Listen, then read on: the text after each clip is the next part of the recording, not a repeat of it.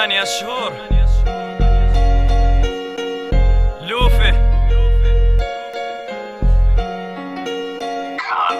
8 شهور ما في غيرهم، اللوفي فيهم غنى حبرق لما كتب حرارة لما كانت فيه البنة. طلعت لهم القرية كيف واقع ليبيا ناداني القلعة امي اللي جابتني وتراب القرية رباني. حكيت واقع ليبي وقرا لي اللي عايش فيه، ما تشوفش عمري قداش شوف فكري اللي نكتب بيه. هالبشوك القد قدامي والشوكة ما قتلتنيش، مهما كان الليبي مبدع السوسة يطيحها بيه. عايش في بلاد الظلام والمظلوم ما يتكلم، تعالى واقعكم نحكي مش زي هالبناس اتفلم. لا ما نتجي اكتر بالراب واصحابي يزبطوني، عمري ما نشكر روحي ولا عمري نغير في لوني. ورقة وبير وفكرة في راسي هذا بأول ما بديت، كلمة نكتب جملة نمحي هيك فن الراب حبيت.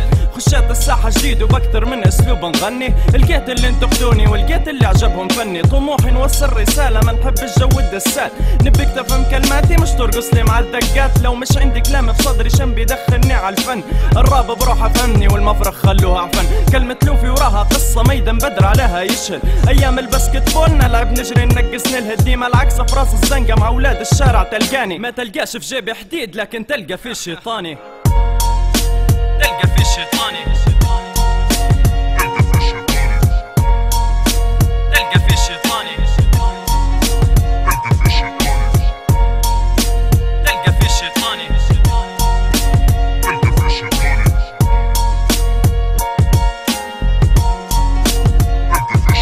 عايش بنادم بسيط يحكي بلسانات الناس، ما نغنيش خاطر الفلوس بالعكس نغني باحساس. في واقع خامر عشت نظيف ما تشوفش فيدي سبسي، ما تحسش اني رابر لا من شكلي ولا من لبسي. مش ضروري انك تعرفني المهم تفهم بيرويا، عايش وسطك فن الراجي امتى بنلحق بويا. خشيت الراب نفضفض همي ونحكي لي عشناه، حتى جدودي اللي حضرونا قالوا واقعكم مشنا. راس مالي في بلادي باب الجنة اللي ربتني، لو مش على خاطرها راني مهاجر بكري بكري. هي الوحيدة في ذمتي والباقي ياخد سوا، امي الوحيدة بجنس حوا. دي حتى بنات اليوم في بلادي ما ندير لهم قيمة، بتجيني مرحبتين تبي تمشي بري زينة.